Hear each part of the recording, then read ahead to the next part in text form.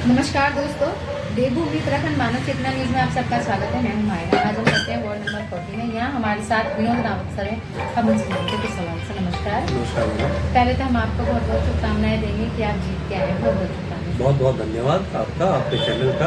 Thank you बहुत बहुत धन्यवाद सर। हम जानना चाहेंगे आपसे, जिस तरह से आप जीत के आए हैं, कितनी प्रतिशत वोटों से आपकी जीत हासिल है? मैडम, हमारा जो वार्ड है सबसे छोटा वार्ड है पूरे नगर निगम में। इसमें टोटल वोटर जो थे वो करीब 3000 के करीब वोटर थे। और इसमें जो वोट पड़े हैं, जो लोगों ने वोट दिया है, वो 1856 लोगों ने वोट दिया है।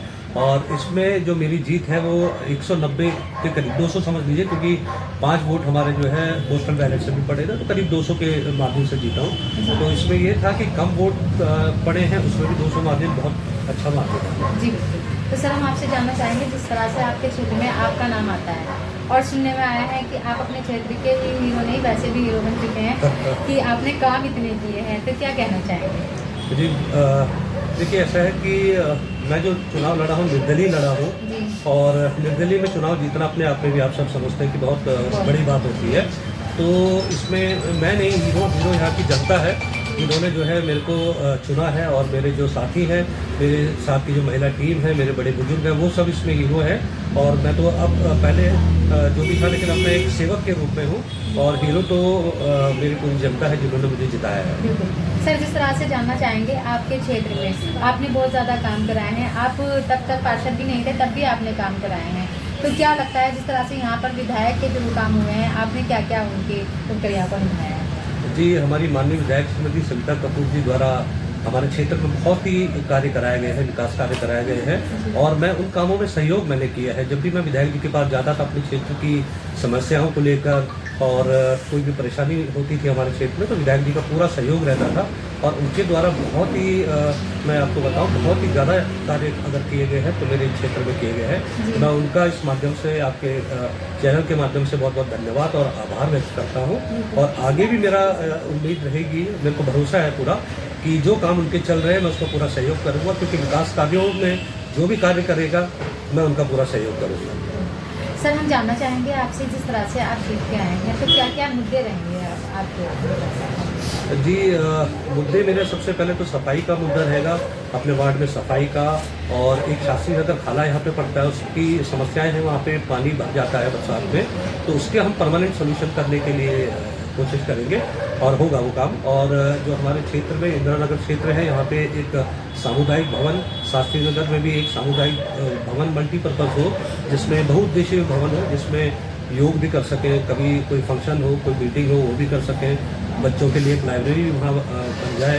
और एक जैसे मोहल्ला क्लिनिक टाइप का, उसमें कोई डॉक्टर बैठे हफ्ते में 2-3 दिन जो भी हो, वो भी मैं चाहूँगा कि ऐसा भी कुछ। तो सर, आपकी पहली प्राथमिकता क्या रहेगी अपने क्षेत्रवासियों के लिए, जिस तरह से अभी आपको?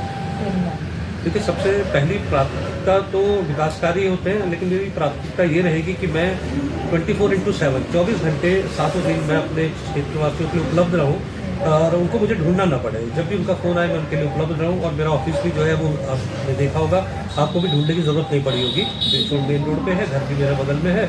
और जब मैं उपलब्ध रहूँगा तो विकास कार्य तो अपने आप होंगे। जिस तरह से देखा जा रहा है कि मोदी जी आए थे केरल में, तो क्या लगता है, जिस तरह से उन्होंने योजनाएं बताई है और उनकी योजनाएं काफ़ी हद तक कामयाबी रही है, तो अब क्या कहना चाहेंगे आप उनके बारे में? जी, जो हमारे क्षेत्र में जिन लोगों ने मुझे वोट दिया है, और मैं खुद मोदी जी का बहुत बड़ा फैन हूँ, वो हम सबके हीरो हैं, है ना, हमारे आदर्श हैं। तो उनकी योजनाएं पूरे देश में चल रही हैं, है ना। और जो उन्होंने कहा है वो करते हैं, तो हम भी उनके उस पर चलेंगे, उनके जो है अनुसरण करेंगे कि जैसा उन्होंने कहा है वो किया है, तो हम भी जो हम बोले वो करें। जी बिल्कुल। जिस तरह से हम एक क्वेश्चन और करना चाहेंगे आपसे, धामी जी ने अभी जो यूसीसी का बिल पारित किया है, सन 2025 कर चुका है, तो क्या कहना चाहेंगे आप इसके बारे में जनता से?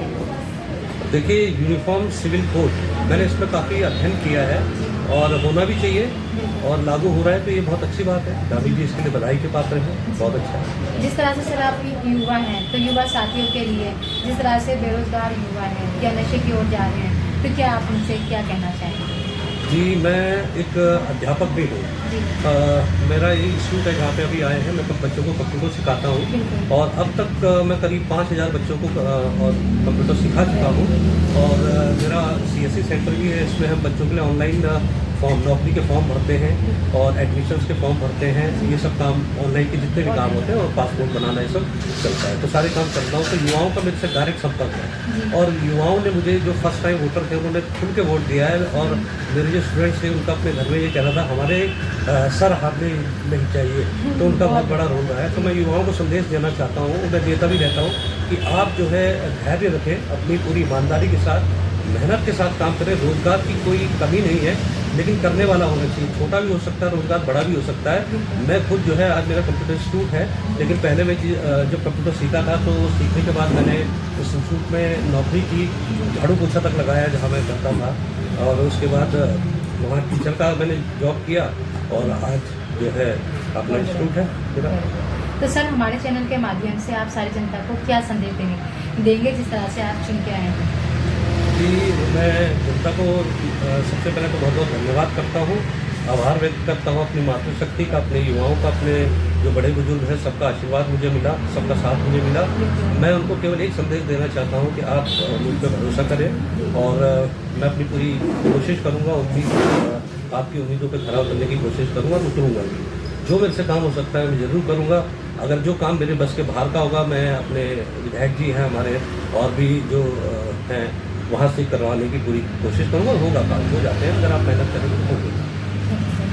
दोस्तों, जिस तरह से आपने देखा आज हमारे साथ विनोद रावत सर थे, आपने उनके विचारों को सुना। बहुत बड़ी बात है कि वो पहले से ही काम करा रहे हैं अपने क्षेत्र में, विधायक के थ्रू काम करा रहे हैं। अब वो पार्षद बन चुके हैं, अब बहुत ज़्यादा विकास के अच्छे कार्य होने वाले हैं। तो मैं जनता से अपील करूंगी, जिस तरह से जनता ने उन पर प्यार बनाए रखा, वो भी अपना उनका साथ दे और सर कंधे से कंधा मिला के सबके साथ चलने के लिए तैयार है। कोई भी आर्थिक समस्या हो क्षेत्र की, सर से आके मिले, सर उसका जरूर कोई ना कोई सोल्यूशन निकालेंगे। तो मैं सर का धन्यवाद करूँगी जिन्होंने मैं अपना कीमती वक्त दिया। धन्यवाद सर। बहुत बहुत धन्यवाद आपके चैनल का कभी, और आपको मैं शुभकामनाएं देता हूँ कि आपका चैनल जो है रात दिन तरक्की करे और मेरी बहुत बहुत शुभकामनाएं। मैगली न्यूज़ में कहीं ना कहीं नई शख्सियत के साथ मिलूंगी। देखते रहिए मानव चेतना, माहिरा और आदि के साथ तेरा दिन।